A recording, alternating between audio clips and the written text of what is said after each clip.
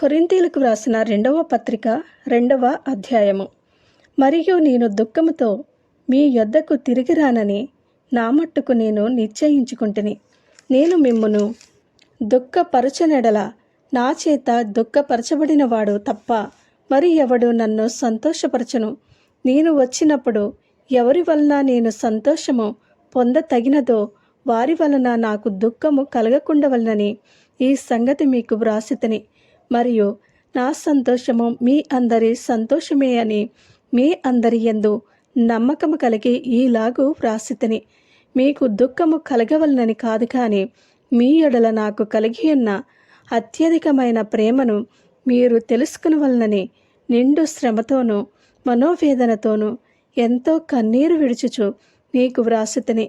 ఎవడైనను దుఃఖము కలుగచేసి యుండిన ఎడల నాకు మాత్రము కాదు, కొంత మట్టుకు మీకందరికీ దుఃఖము కలుగజేసి ఉన్నాడు. నేను విశేష భారము వాని మీద మోపగోరక ఈ మాట చెప్పుచున్నాను. అట్టి వానికి మీలో ఎక్కువ మంది వలన కలిగిన ఈ శిక్షయే చాలును. కనుక మీరిక వానిని శిక్షింపక క్షమించి ఆదరించుట మంచిది. లేని ఎడల ఒకవేళ వాడు అత్యధికమైన దుఃఖములో మునిగిపోవును. కావున వాని ఎడల మీ ప్రేమను స్థిరపరచవలనని మిమ్మును బతిమాలుకొనుచున్నాను. మీరన్ని విషయములందు విరోధులై ఉన్నారేమో అని మీ యోగ్యత తెలుసుకున్నటకే గదా పూర్వము వ్రాసితిని. మీరు దేవుని గూర్చి అయినను ఎవని క్షమించుచున్నారో నేనును వానిని క్షమించుచున్నాను. నేనేమైనను క్షమించియుంటే సాతాను మనలను మోసపరచుకుంటున్నట్లు మీ నిమిత్తము క్రీస్తు సముఖమునందు క్షమించియున్నాను. సాతాను తంత్రములను మనము ఎరుగని వారము కాము. క్రీస్తు సువార్త ప్రకటించుటకు నేను త్రోయాకు వచ్చినప్పుడు ప్రభువునందు నాకు మంచి సమయము ప్రాప్తించియుండగా సహోదరుడైన తీతు నాకు కనబడనందున నా మనస్సులో నెమ్మది లేక వారి యొద్ద సెలవు తీసుకుని అక్కడ నుండి మాసిదోనియాకు బయలుదేరితిని.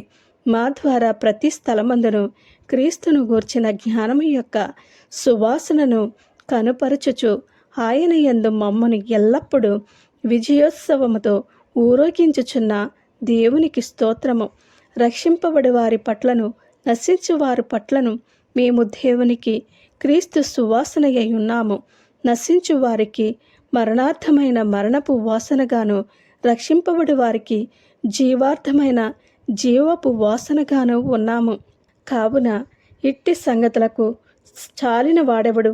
మేము దేవుని వాక్యమును కలిపి చెరిపెడు అనేకుల వలె ఉండక నిష్కాపట్యము గల వారమును దేవుని వలన నియమింపబడిన వారమునయుండి క్రీస్తునందు దేవుని ఎదుట బోధించుచున్నాము. ఆమేన్.